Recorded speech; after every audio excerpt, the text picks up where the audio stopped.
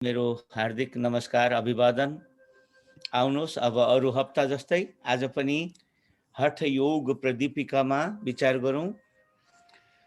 आदरणीय योगीराज लक्ष्मणजीले मलाई केही कम्प्युटरमा काम गर्न पनि सिकाउनु भएको थियो। आज म त्यसको उपयोग गर्न खोज्दैछु।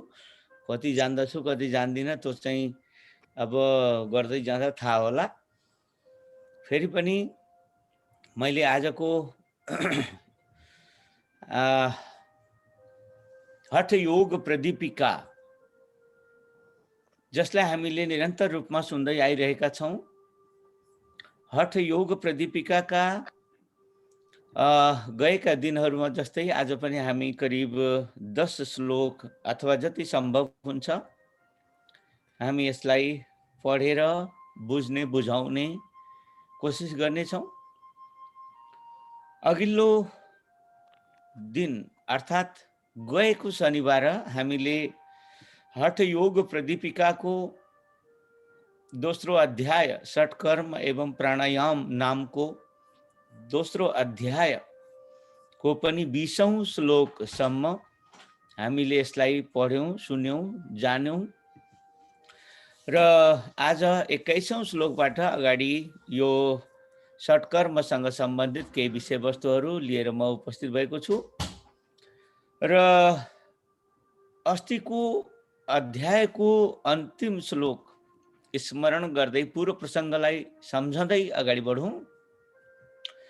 यथेष्टं धारणं वायोः अनलस्य प्रदीपनं नादाभिव्यक्ति आरोग्यं जायते नाडी शोधनात्। नाडी शोधन प्राणायामबाट नाडीहरू शुद्ध हुन्छन्। प्राणायामले हामी भित्रका तमाम तरहका विकारहरूलाई मलहरूलाई हटाएर शुद्ध बनाउँछन्। नाडी शोधनका लागि प्राणायाम अत्यन्त उत्तम साधन बताइएको छ।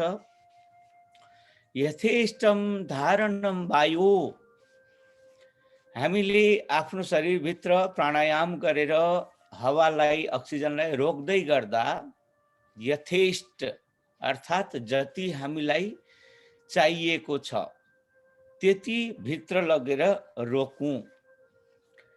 अनि अनलस्य प्रदीपनम, यो गर्दा के हुन्छ भने शरीरभित्रका हाम्रा अनेक तरहका अग्निहरू प्रदीप्त हुन्छन्। जस्तै भोजन पचाउने अग्नि जो हाम्रो पेटमा हुने गर्छ जठरा अग्नि, अथवा अरू पनि तमाम तरहका अग्निहरू जो हाम्रो शरीरमा विद्यमान छ, यी सबै तरहका अग्नि प्रदीप्त हुन्छन्। हामीलाई चाहिएको अवस्थामा त्यो एक्टिभेट हुने गर्छ। नादाभिव्यक्ति आरोग्यम, नाद हामीले अघिल्लो कार्यक्रममा सुन्यौँ।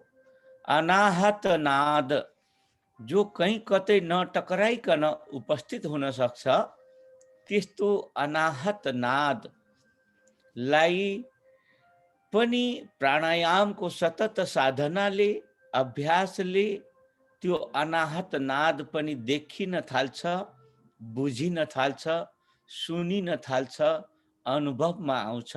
जुन अनाहत नाद स्वयं परब्रह्म परमात्माकै आवाज हो, उपस्थिति हो भनिन्छ। त्यसै गरी आरोग्यम जायते, आरोग्य अर्थात् स्वास्थ्य पनि यो प्राणायामद्वारा प्राप्त गर्न सकिन्छ। धेरै प्रकारका रोगहरू ठिक हुने गर्छन् भन्ने सम्मका कुरा यो प्राणायामको महिमा बताउने 20 नम्बरको श्लोक हामीले अघिल्लै दिन सुन्यौँ, पढ्यौँ, जान्यौँ र आज 21औं श्लोकबाट म फेरि अगाडि बढाउँदैछु। आउनुहोस् 21औं श्लोकलाई पढौँ। मेधश्लेष्माधिकः पूर्वं षट्कर्माणि समाचरेत् अन्यस्तु नाचरेत् तानि दोषाणां समभावतः। मेद अर्थात् शरीरमा यदि प्रशस्त बोसो छ भने श्लेष्म अर्थात् कफ, सिंगान आदि अनेकन घाँटीमा गलामा अवरोधक वस्तुहरू छन् यदि भने प्राणायाम गर्दा यी सबै कुरा बाधक बन्न सक्छन्। अतः प्राणायामलाई ठिकसित गर्नका लागि पहिले यस्ता समस्या छन् यदि भने षट्कर्म गरौँ। षट्कर्म गरेर अनि प्राणायाम गर्यो भने यो बोसो र कफ बढी भएर हुन आउने जो डिस्टर्बेन्सेसहरू हुन्, जुन समस्याहरू हुन्, ती समाधान भएर जान्छन्। तर अन्यस्तु नाचरित तानी, जसलाई बोसो धेरै भएको समस्या छैन, जसलाई कफ रुघा आदि समस्या छैन, तिनीहरूले यी षट्कर्म गरिरहनु पर्दैन। दोषाणाम सम अभावतः, अभाव दोषहरूको अभाव भयो भने षट्कर्महरू गरिरहनु पर्दैन भन्ने यो श्लोक 21औं श्लोकले हाम्रो प्राणायामको अझ उन्नत अवस्थालाई संकेत गर्छ। यदि हामी अनेक समस्याले रुगा लागेको, खोकी लागेको अथवा यस्तै अनेक तरहका बोसो चर्बीले गर्दा राम्रो श्वास प्रश्वास सहज नभएको तमाम अवस्था यदि छ भने हामीले षट्कर्म गर्नुपर्छ र अनि मात्र प्राणायाम उत्तम अवस्थामा यसको लाभ लिन सकिन्छ। यी षट्कर्म भनेका के हुन् त भन्ने कुरा यो 22औं श्लोकमा संकेत गर्दै हुनुहुन्छ। धौतिर्वस्तिस्तथा नेति त्राटकम नौलिकम तथा कपालभातिश्चैतानि षट्कर्माणि प्रचक्षते। धौति, बस्ती, नेति, त्राटक, नौली अनि कपालभाती, यी 6वटा कामलाई षट्कर्म भनिन्छ। धौति, अब धौति के हो, बस्ती के हो, एक कुरालाई अगाडि वर्णन गरिन्छ। योभन्दा अघिल्लो श्लोकमा जाउँ। 23औं श्लोकमा यिनै षट्कर्महरूको महिमा बताइएको छ। षट्कर्म किन? कर्म षट्कमिदं गोप्यं घटशोधनकारकं विचित्र गुणसन्धायी पूज्यते योगी पुंगवैः। यी षट्कर्म भनेको घट शोधन कारकम, यो हाम्रो शरीर रूपी घटलाई शोधन अर्थात् शुद्ध गर्नका लागि हो। विचित्र गुण सन्धायी, यसले हामी भित्र, हाम्रो शरीर भित्र अनेकन राम्रा गुणहरूलाई स्थापित गरिदिन्छ। त्यही भएर पूज्यते योगी पुंगवैः, योगीहरूमा पनि जो श्रेष्ठ योगीहरू छन्, गुरु गोरखनाथ जस्ता, त्यस्ता योगी पुंगवहरूले, श्रेष्ठ योगीजनहरूले यो षट्कर्मको सम्मान गर्छन्, अर्थात् यसलाई गर्नुपर्छ भन्छन्, जोड लगाउँछन्। यदि तपाईँ हाम्रो स्वास्थ्य सहज छैन भने षट्कर्म गर्नु पर्दछ। यसै गरी अघिल्लो च्याप्टरमा म प्रवेश गर्दैछु। च्याप्टर यिनै षट्कर्मसँग सम्बन्धित। अब यो धौतीको परिभाषा दिँदै, षट्कर्मको पहिलो कर्म हो धौती। धौती, जसलाई हामी नेपालीमा धोती पनि भन्छौँ, संस्कृतमा धौती, त्यही धौतीबाटै नेपालीमा धोती बन्न आएको छ। यो श्लोक सुनौ, त्यही अनुसार यसको अर्थ पनि बुझौँ। चतुरङ्गुल विस्तारम हस्त पंचदशायतम गुरुपदिष्टमार्गेण सिक्तं वस्त्रं शनैर्ग्रसेत् पुनः प्रत्याहरित चैतत् उदितं धौति कर्म तत्। धौती यसलाई इन्टरनल क्लिन्सिङ पनि भन्न मिल्छ अंग्रेजीमा। हाम्रो आन्द्रा लगायतका सम्पूर्ण जो हामी फुडहरू मुखबाट राखेर तलबाट त्यसको मल निकालिन्छ, यो सम्पूर्ण रुट, यो सम्पूर्ण लाइनलाई क्लियर गर्न, सफा गर्न यो धौतीको उपयोग गरिन्छ।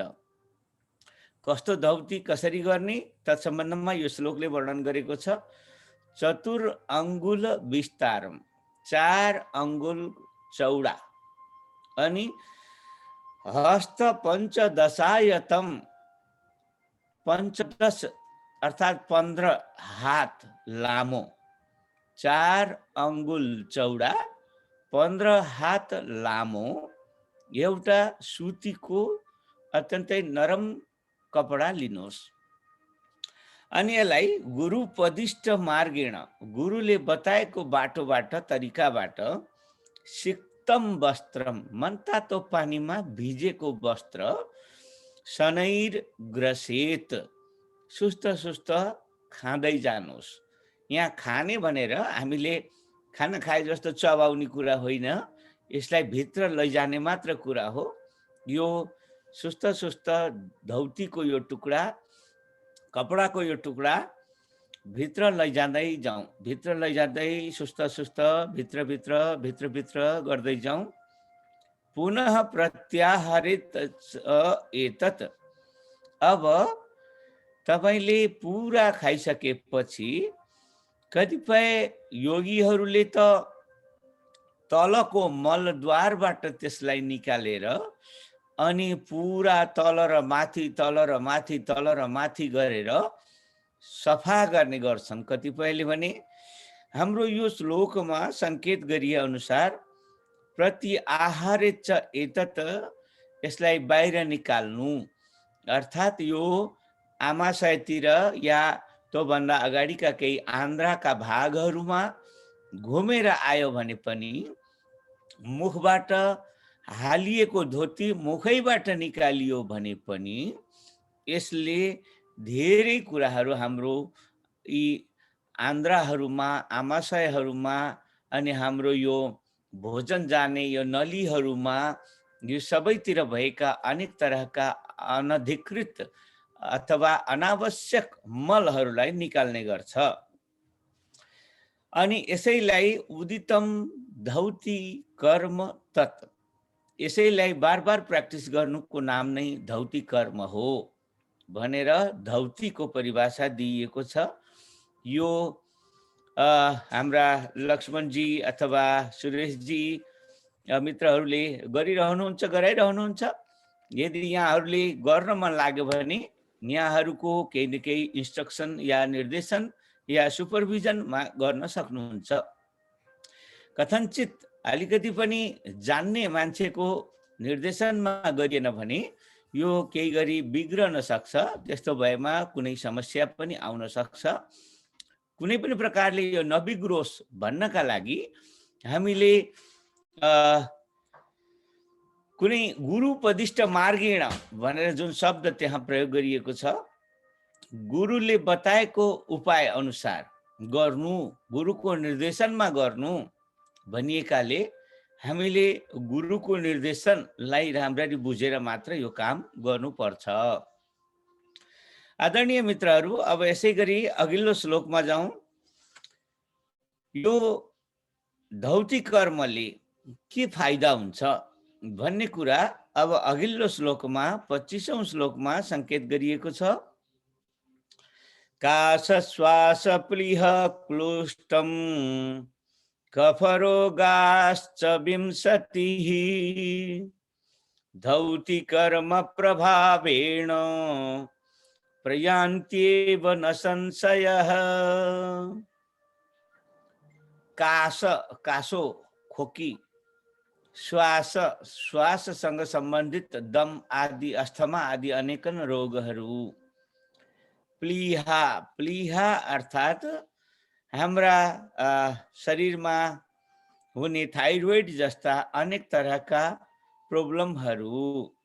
अनि कफ रोगाश्च, कफ, वात, पित्त, कफ, चिसोबाट उत्पन्न हुन सक्ने अनेक तरहका 20 रोगहरू, 20 प्रकारका 20 टाइप्स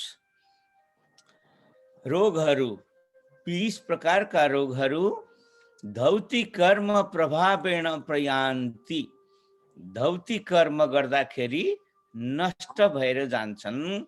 न संशयः, कोही शङ्का छैन, कुनै शङ्का गर्नु पर्दैन, यो निश्चित हो। यो धौतीको महिमा बताइसकेपछि अब बस्तीको पालो आउँछ। दोस्रो षट्कर्म अन्तर्गतको दोस्रो कर्म। बस्तीलाई यौगिक इनेमा पनि भन्न मिल्छ। एनिमा भनेको हामीले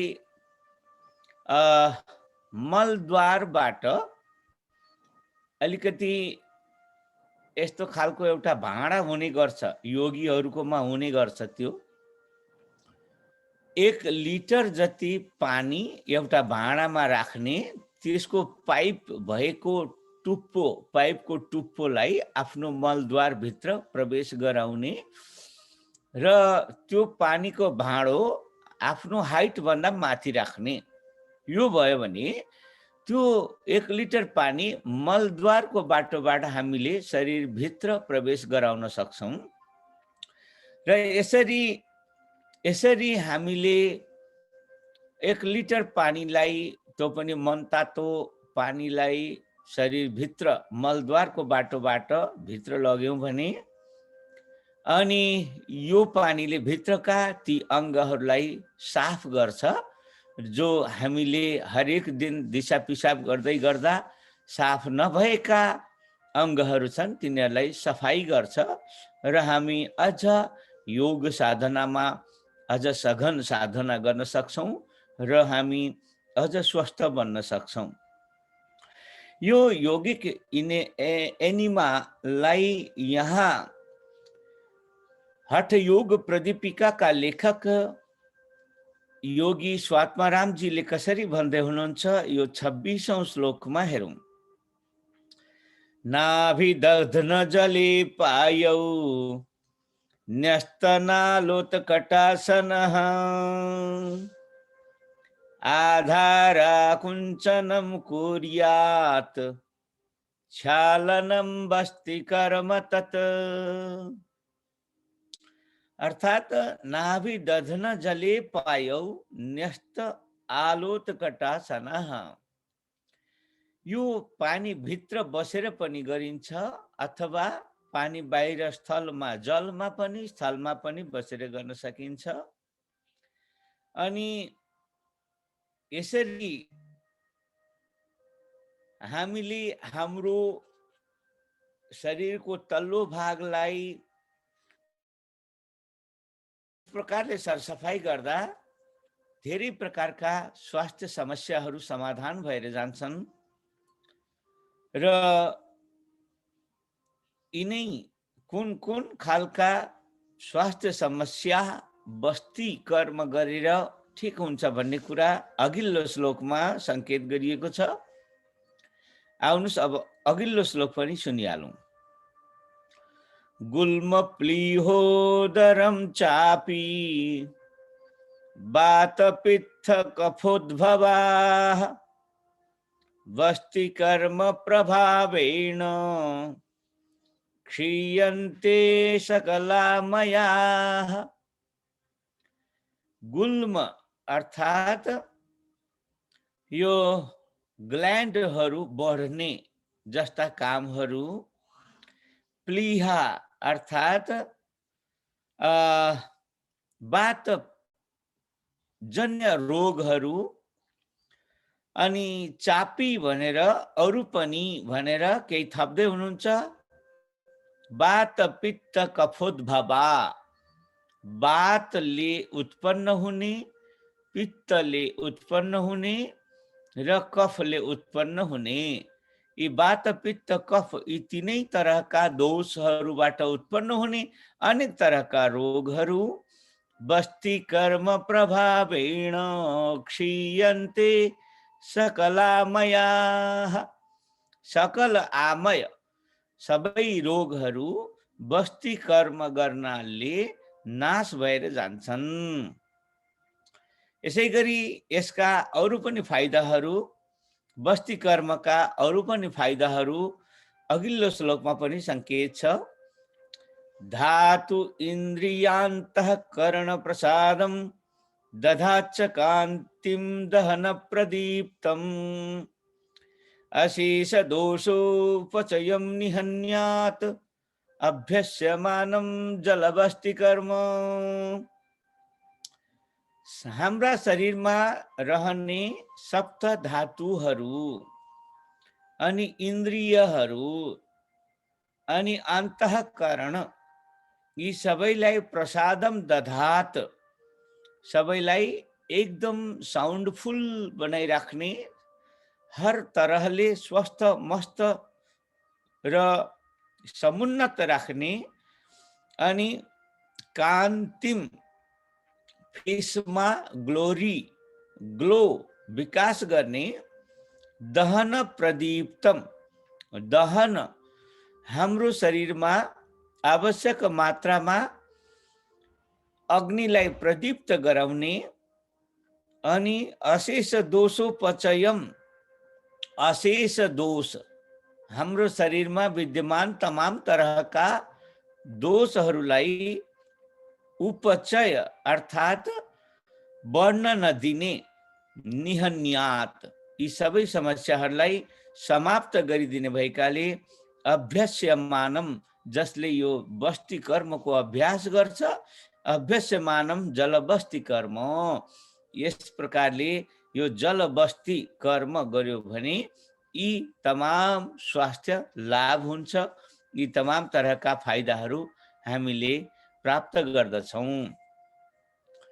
आदरणीय मित्रहरू, अब अझ अघिल्लो नेति अर्थात नेजल क्लिन्सिङ नाकको सफाइका लागि नेतिको अर्को एउटा उपयोग षट्कर्म अन्तर्गतको तेस्रो कर्म यहाँ उपस्थित भएको छ।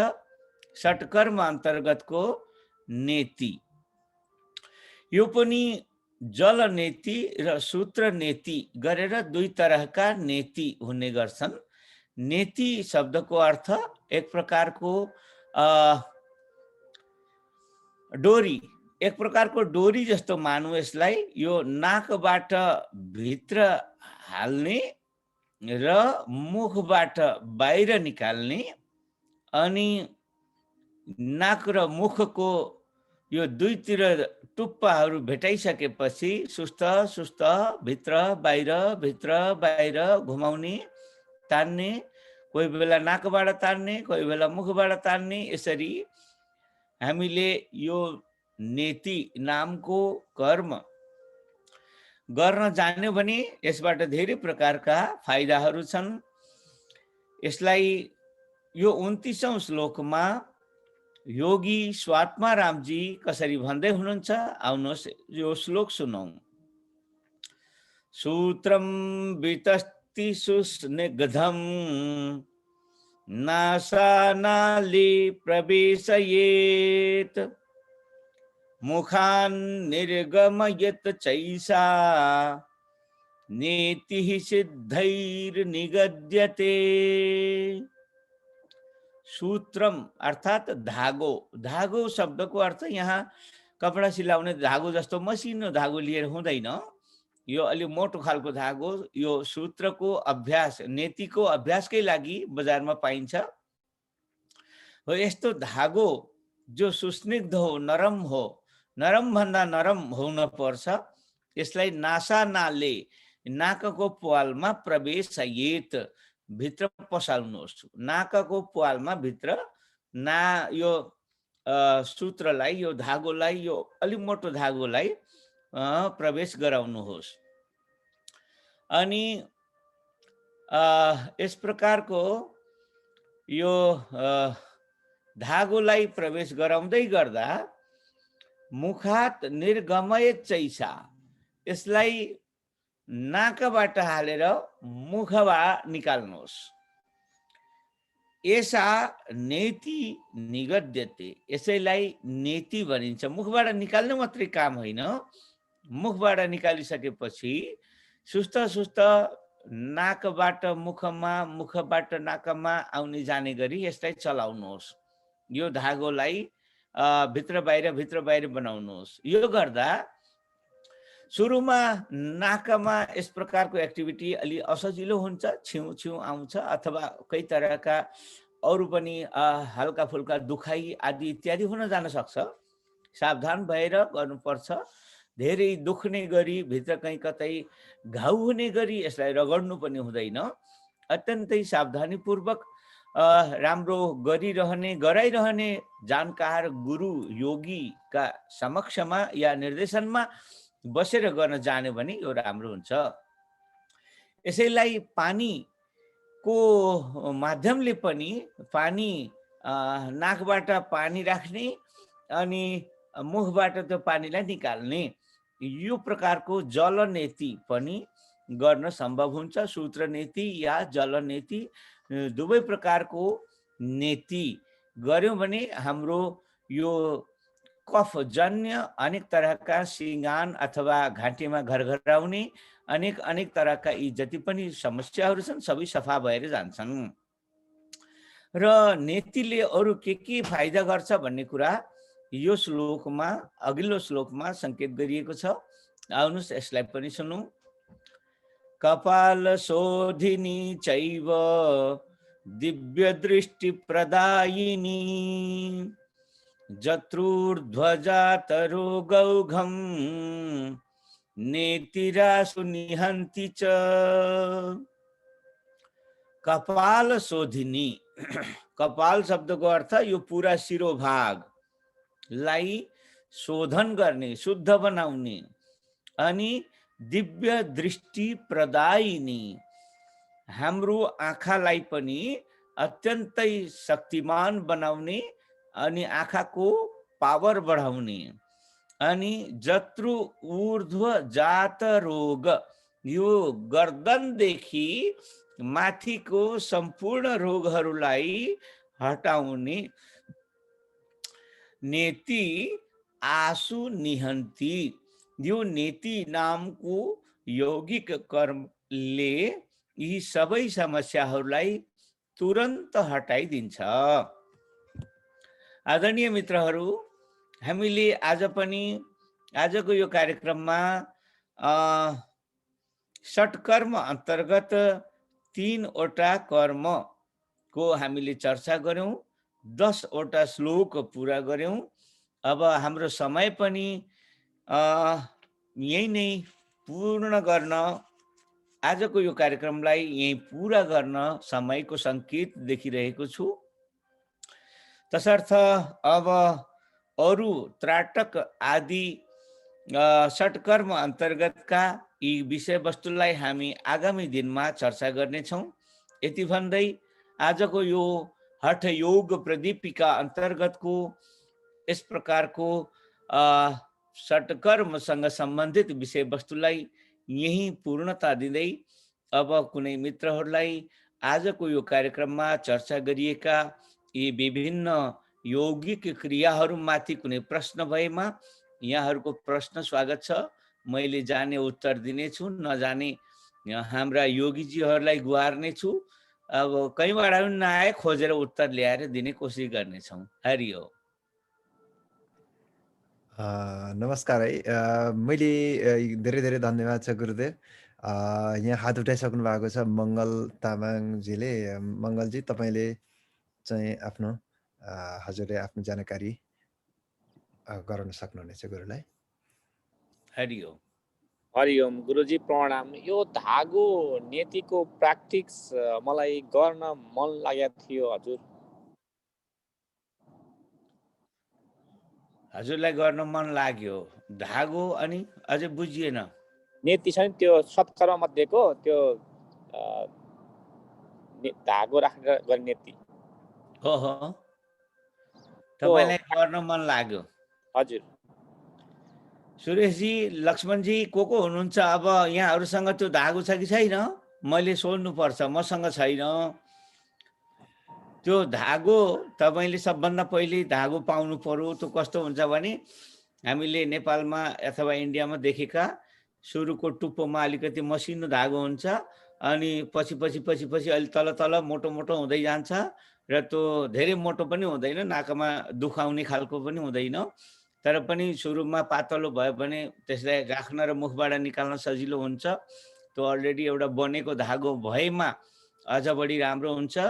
यदि त्यस्तो बनेको धागो उपलब्ध भएन भने हामीले हाम्रै घरमा युज गरिने प्रायः त्यो उसको के भन्छ उनको धागो जो आफैमा साह्रै नरम हुन्छ, यसलाई सिङ्गल गर्दाखेरि सायद त्यति उपयोगी नहोला।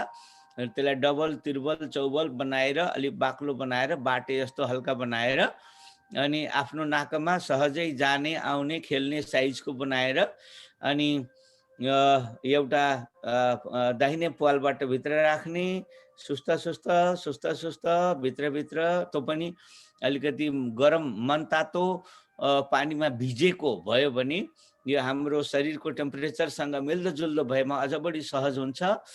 अनि त्यो पानीमा पनि हाम्रो शरीरमा हुने जस्तो नमकिन अलिकति थोरै नुन राखेर नमकिन बनायो भने हाम्रो शरीरसँग अझ बढी त्यो सेट हुन्छ र त्यस्तो हल्का नमकिन हल्का तातो पानीमा भिजाएको त्यो डोरी अनि सुस्त सुस्त हामीले दाहिने नाकको पालबाट भित्र राखौँ अनि मुखबाट गरेर तल आएकोलाई भेटाएर अनि समातेर सुस्त सुस्त त्यसलाई बाहिर तान्नु अनि मुखबाट निकालेपछि नाकमा मुखमा नाकमा मुखमा तानिराखौँ।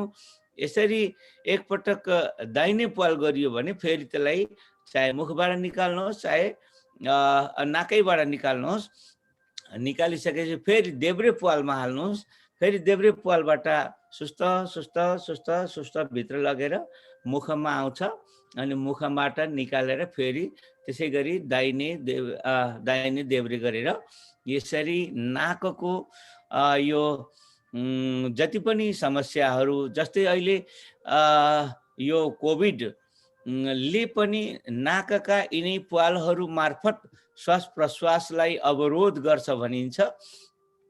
यस्ता समस्याहरू पनि यस किसिमको यो प्र्याक्टिसले अवश्यम हटेर जान्छ र कोभिड लगायतका यस्ता अरू कई तरहका समस्याहरू यसले ठिक गर्छ। मैले जानेको त यति नै हो मङ्गलजी, अरू केही? यति नै। थ्याङ्क यू गुरुदेव। जय होस् मङ्गलजीको जय होस्। यसको मेरो सल्लाह नि हजुर लक्ष्मणजी। हजुर, मेरो सल्लाह चाहिँ पहिला तपाईले जलनेति गर्नु होला। जलनेति गुरु बिना अथवा सामान्य ज्ञानले पनि गर्न सकिन्छ, तर सूत्र नेति चाहिँ बिना गुरु नगर्नु होला।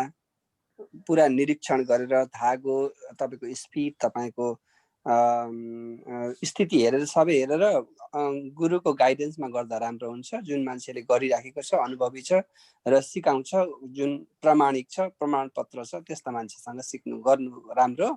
मेरो त्यति सल्लाह मैले भन्न खोजेको। जय होस्। धन्यवाद लक्ष्मणजी। अब अरू कुनै मित्रहरूको कुनै प्रश्न छ कि? एउटै मेरो चाहिँ अन्तिममा गुरुदेवको गत हप्ता फेसबुकमा फोटोहरू आइरहेको थियो। हजुरलाई धेरै धेरै शुभकामना गुरुदेव। मलाई त्यस्तो भन्नुभएको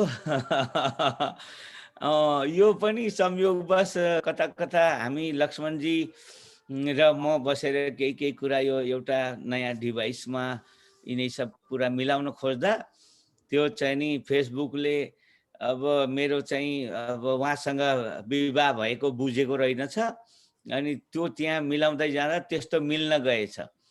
त्यो मिल्ने बित्तिकै फेसबुकले फर्स्ट टाइम थाहा पायो यो चाहिँ फलानाले फलानासँग बिहे गरे भन्ने, अनि चाहिँ यति हल्ला गर्दो रहेछ फेरि फेसबुकले। सबै मित्रहरूले शुभकामना दिनुभएको छ, यसका लागि सबैलाई धेरै धन्यवाद। जय होस्। एक प्रकारको रमाइलो भयो गुरुवर, तपाईँको फेरि बिहा भयो जस्तै लाग्यो, एकैजना मान्छे अँ। कि। कतिले फोन गरेर पनि भने के हो गुरु यो यस्तो